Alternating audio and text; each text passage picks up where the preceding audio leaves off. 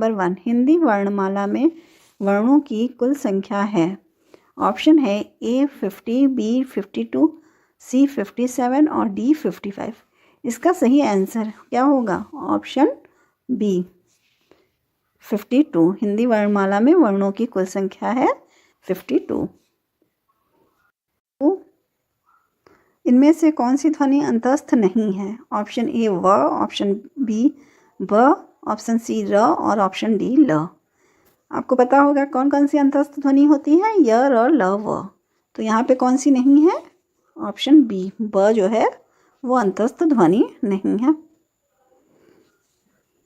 अंतस्थ ध्वनि कौन सी होती है? वो ध्वनि जो कि स्वर और व्यंजन के मध्य स्थित होती है। क्वेश्चन नंबर 3, इनमें से ऊष्म वर्ण कौन सा है? ए त, बी फ, सी र और डी श। तो ऊष्म वर्ण कौन सा होता है? ऊष्म वर्ण होता है स, श, स, ह। यहाँ पे कौन सा ऊष्म वर्ण है? ऑप्शन डी जो है वो षटकोण वाला श ऊष्म वर्ण है। क्वेश्चन नंबर 4, री को वर्णमाला में स्थान दिया गया है। ऑप्शन ए स्वर में, ऑप्शन बी व्यंजन में, ऑप्शन सी द्विगुण व्यंजन में, ऑप्शन डी संयुक्त व्यंजन में। इसका सही आंसर है ऑप्शन ए स्वर में।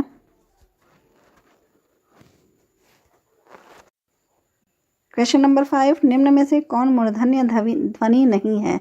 ऑप्शन है ए ट, बी ठ, सी ढ और डी ढ। तो यहाँ पे कौन सी ध्वनि नहीं है? मूर्धन्य ध्वनि कौन सी होती है? ट, ठ, ड, ढ, ण। तो यहाँ पे कौन सी नहीं है? ऑप्शन डी ण जो नहीं है वो मूर्धन्य ध्वनि नहीं है। क्वेश्चन नंबर 6, द ध्वनि का उच्चारण स्थान के आधार पर होता है। कहाँ पे होता है? ऑप्शन ए तालव्य, बी दंत्य, बी सी कंठ और डी ओष्ठ। कहाँ पर होता है? ऑप्शन बी सही होगा, दंत से।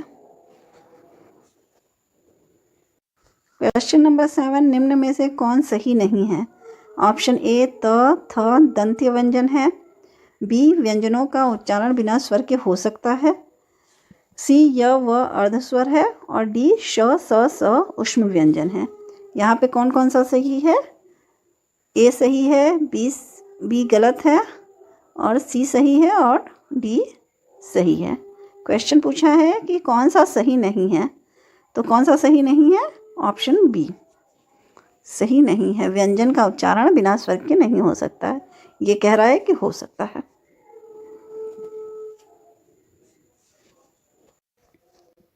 क्वेश्चन नंबर 8, निम्न में से कौन प्रकंपित व्यंजन है?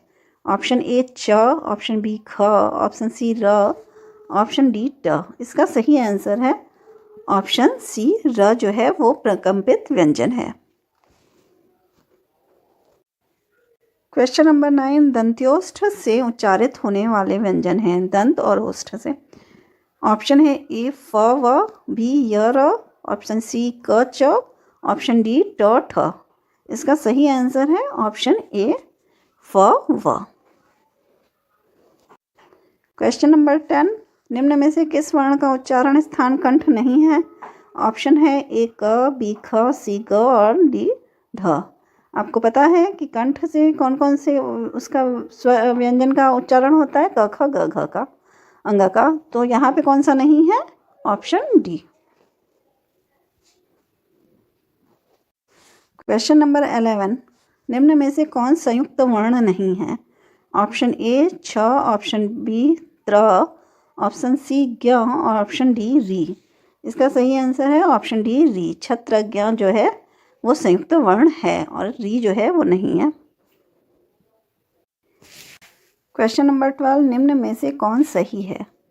ऑप्शन ए ण ढ को वर्णमाला में स्थान प्राप्त है, बी पहला तथा तीसरा वर्ण महाप्राण होता है, सी च, छ, ज, झ स्पर्श संघर्षी है और डी य, र, ल, व ऊष्म वर्ण है। इसका सही आंसर है सी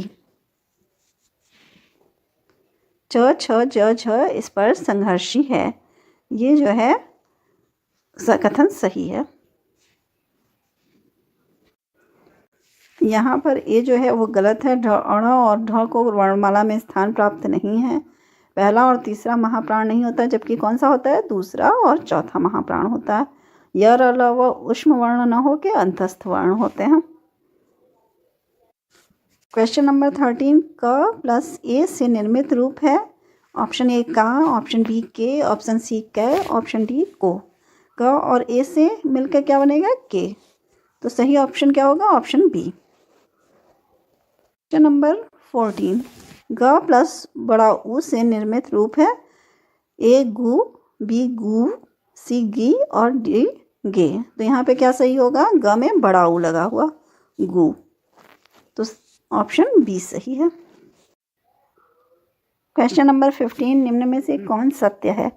ऑप्शन ए, स्वर का उच्चारण स्वतंत्र रूप में होता है, ये सही है। बी, व्यंजन हमेशा स्वतंत्र रूप से उच्चारित होते हैं, ये गलत है। सी, अनुस्वार तथा विसर्ग हिंदी में प्रयुक्त नहीं होते, ये भी गलत है। और डी, व्यंजन दो प्रकार के होते हैं, ह्रस्व और दीर्घ, ये भी गलत है। तो सत्य हमें बताना है, तो आंसर क्या होगा, ऑप्शन ए सही है। क्वेश्चन नंबर 16, इनमें से ऊष्म ध्वनि कौन नहीं है। ऑप्शन है ए श, बी श, सी स और डी झ। तो सही आंसर क्या होगा, ऑप्शन डी झ। क्वेश्चन नंबर 17, अनुतान का संबंध है। ऑप्शन ए, उच्चारण के समय से, बी उच्चारण के उतार चढ़ाव से, सी उच्चारण से निकली वायु से और डी उच्चारण के कंपन से। अनुतान का संबंध है उच्चारण के उतार चढ़ाव से। तो सही आंसर क्या है, ऑप्शन बी, उच्चारण के उतार चढ़ाव से। क्वेश्चन नंबर 18, निम्न में कौन सही है। ए, अल्प प्राण में मुख से वायु की कम मात्रा निकलती है। बी, महाप्राण में मुख से वायु की कम मात्रा निकलती है। सी, अल्प प्राण में खास स्वर पर बल पड़ता है। डी, महाप्राण में शब्द के प्रथम स्वर पे बल पड़ता है। इसका सही आंसर है ऑप्शन ए, अल्प प्राण में मुख से वायु की कम मात्रा निकलती है, जबकि महाप्राण में अधिक मात्रा निकलती है।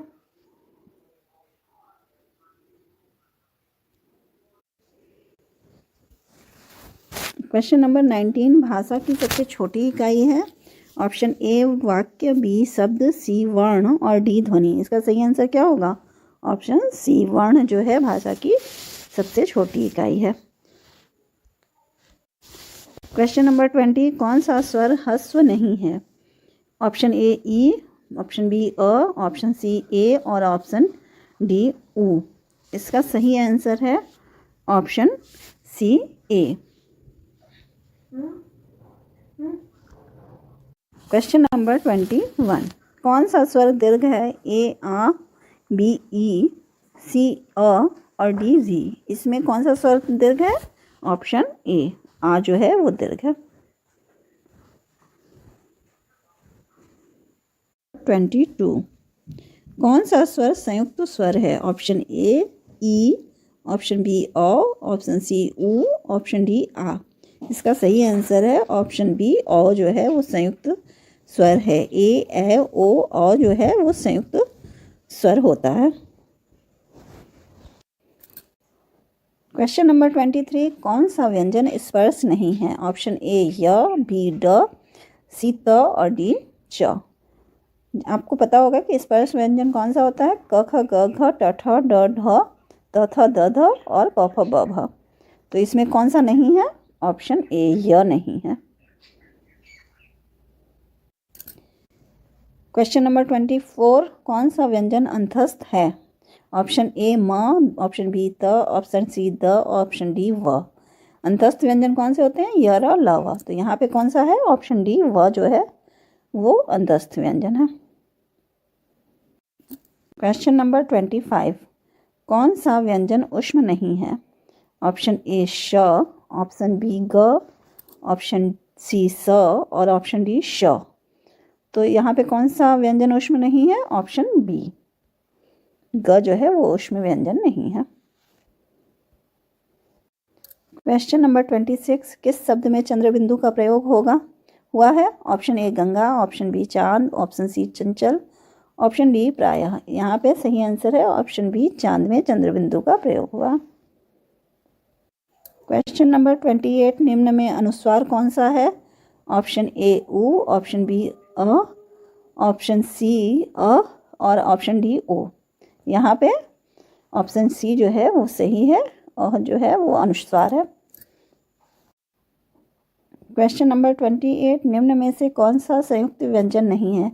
ए है छ, बी है इया, सी है त्र और ऑप्शन डी है ज्ञ। तो इसका सही आंसर है ऑप्शन बी, इया जो है वो संयुक्त व्यंजन नहीं है। अगर वर्णमाला कहा जाता है, ऑप्शन है ए अक्षरों की माला को, बी लिपि में मान्य चिन्ह या वर्णों के समूह को, सी घोष ध्वनियों को, डी व्यक्त शब्दों को। इसमें क्या सही आंसर होगा? वर्णमाला किसे कहा जाता है? लिपि में मान्य चिन्ह या वर्णों के समूह को। तो ऑप्शन बी आपका सही होगा। क्वेश्चन नंबर 2, अंतस्थ व्यंजन कौन सा है? ए अंग, ऑप्शन बी य, ऑप्शन सी स और ऑप्शन डी ट। अंतस्थ व्यंजन कौन सा है? ऑप्शन बी य।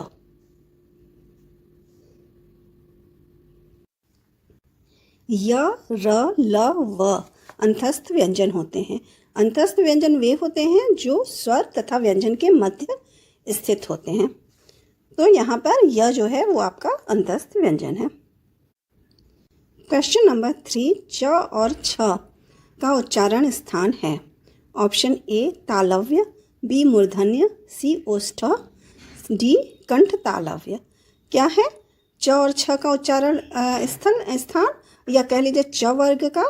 तो च वर्ग का उच्चारण स्थान है तालव्य। तो ऑप्शन ए सही होगा। तालव्य का अर्थ होता है तालु से उच्चारित वर्ण। ये जो च वर्ण होता है वो तालु से बोला जाता है। क्वेश्चन नंबर 4, क और ख का उच्चारण स्थान है। ए तालव्य, ऑप्शन बी मूर्धन्य, सी ओष्ठव और डी कंठ। यहाँ पे क और ख उच्चारण स्थान या कह लीजिए क वर्ग का उच्चारण स्थान भी पूछेगा, प्रश्न रहता है, तो क्या होगा? इसका सही आंसर हुए है ऑप्शन डी कंठ। क वर्ग के सभी, क वर्ग मतलब क ख ग घ का उच्चारण स्थान क्या होता है? कंठ होता है। तो ऑप्शन डी सही होगा। क्वेश्चन नंबर 5, ट वर्ग का उच्चारण स्थान है। ऑप्शन ए तालव्य, बी मूर्धन्य, सी ओष्ठव और डी कंठ। क्या है ट वर्ग का उच्चारण स्थान? मूर्धन्य। ट वर्ग का उच्चारण स्थान है मूर्धन्य। तो ऑप्शन बी। क्वेश्चन नंबर 6, त वर्ग का उच्चारण स्थान है। ए दंत, ऑप्शन बी मूर्धन्य, सी ओष्ठ और डी कंठ। त वर्ग कहाँ से बोला जाता है? त वर्ग दंत से बोला जाता है। तो सही आंसर क्या होगा? Option A. क्वेश्चन नंबर 7, ए वर्ण क्या कहलाते हैं? ऑप्शन है ए नासिक्य, बी मूर्धन्य, ऑप्शन सी ओष्ठ और ऑप्शन डी कंठ तालव्य। कंठ और तालु से मिलाकर। तो यहाँ पे क्या सही आंसर होगा? ए वर्ण कहाँ से बोले जाते हैं? कंठ और तालु से। तो ऑप्शन डी सही होगा। क्वेश्चन नंबर 8, कंठ व्यंजनों का उच्चारण होता है। ऑप्शन ए ग्रीवा से, बी कठिनता से, सी कंठ से और डी ओष्ठ से। सही आंसर क्या होगा? कंठ व्यंजनों का उच्चारण कहाँ से होता है? कंठ से होता है। तो ऑप्शन सी सही होगा। क्वेश्चन नंबर 9, ओष्ठ व्यंजन समूह में आते हैं। ऑप्शन ए य, र, ल, व, ऑप्शन बी छ, त्र, ज्ञ, श्र, ऑप्शन सी श, स, स, ह और ऑप्शन डी प, फ, ब, भ, म। तो यहाँ ऑप्शन ए य, र, ल, व अंतस्थ व्यंजन है। ऑप्शन बी छ, त्र, ज्ञ, श्र संयुक्त व्यंजन है। ऑप्शन सी श, स, स, ह ये क्या है? ऊष्म व्यंजन है। और डी ऑप्शन प, फ, ब, भ, म जो जैसा कि क्वेश्चन में पूछा गया है ओष्ठ व्यंजन जो ओठों से बोले जाएं, जिसमें ओठ जो है एक दूसरे से टच होते हैं, उसे ओष्ठ व्यंजन कहते हैं। तो प, फ, ब, भ, म ये ओष्ठ व्यंजन है। Option D. क्वेश्चन नंबर 10, निम्नलिखित में से अल्प प्राण कौन सा है? ऑप्शन ए अ, आ, बी क ग, सी थ और ध, डी फ और म। अल्प प्राण व्यंजन वे होते हैं जिसमें मुंह से श्वास जो है वो अल्प मात्रा में निकलती है, और महाप्राण वो होते हैं जिसमें मुंह से श्वास अधिक मात्रा में निकलती है। और अल्प प्राण हमेशा कौन कौन से वर्ण समूह में होता है?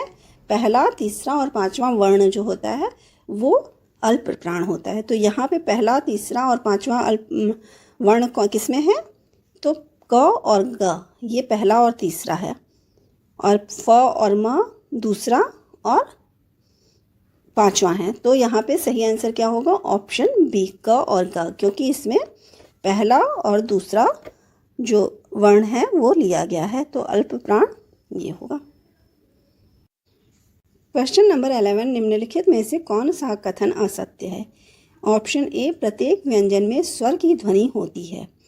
बी, प्रत्येक व्यंजन को वर्गीय व्यंजन भी कहते हैं। सी, छत्र ज्ञ स्वतः उच्चारित व्यंजन है, वर्ण है। ऑप्शन डी, हिंदी वर्णमाला को देवनागरी वर्णमाला कहते हैं।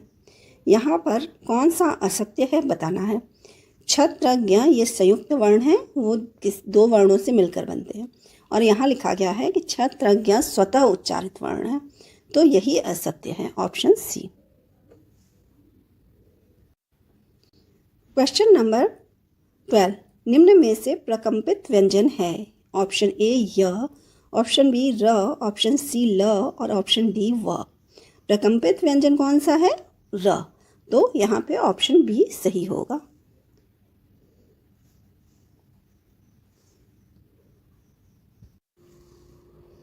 क्वेश्चन नंबर 13, हिंदी वर्णमाला में वर्णों की कुल संख्या है। Option A 52, option B 48, option C 50 और ऑप्शन डी 36। इसका सही आंसर क्या है? Option B 48।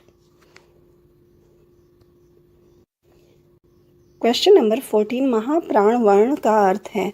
ऑप्शन ए, जिनके उच्चारण में श्वास का समय अधिक लगे। बी, दीर्घ मात्रा वाले वर्ण। सी, कम ध्वनि उच्चारण वाले वर्ण, और डी, इनमें से कोई नहीं। सही आंसर क्या है? जिनके उच्चारण में श्वास का समय अधिक लगे उसे हम महाप्राण वर्ण कहते हैं, और जिसमें कम लगता है उसे हम क्या कहते हैं? अल्प प्राण वर्ण। तो ये सही आंसर होगा ऑप्शन ए। क्वेश्चन नंबर 15, व्यंजन की परिभाषा है। ऑप्शन ए, दीर्घ स्वर वाले वर्ण। बी, स्वर की सहायता से बोले जाने वाले वर्ण। ऑप्शन सी, बिना किसी सहायता से बोले जाने वाले वर्ण, और डी, बिना अवरोध के बोले जाने वाले वर्ण। सही आंसर क्या होगा? जो स्वर की सहायता से बोले जाते हैं वर्ण, उन्हें हम व्यंजन कहते हैं। क्वेश्चन नंबर 16, ई किस प्रकार के वर्ण हैं? ए, कंठ, बी, दंत, सी, दंतोष्ठ और डी, तालव्य। कहाँ से बोले जाते हैं? ई तालव्य, तालु से बोले जाते हैं, तो ऑप्शन डी सही होगा। क्वेश्चन नंबर 17, इनमें से स्पर्श व्यंजन का वर्ग कौन सा है? ए, क वर्ग, बी, त वर्ग, सी, च वर्ग और डी, सभी। यहाँ सही आंसर क्या होगा? ऑप्शन डी, सभी स्पर्श व्यंजन है। क्वेश्चन नंबर 18, ध्वनि की सबसे लघुतम इकाई है। ऑप्शन ए शब्द, बी भाषा, सी वाक्य और डी अक्षर। क्या है सबसे लघुतम, सबसे छोटी इकाई? अक्षर। तो ऑप्शन डी सही होगा।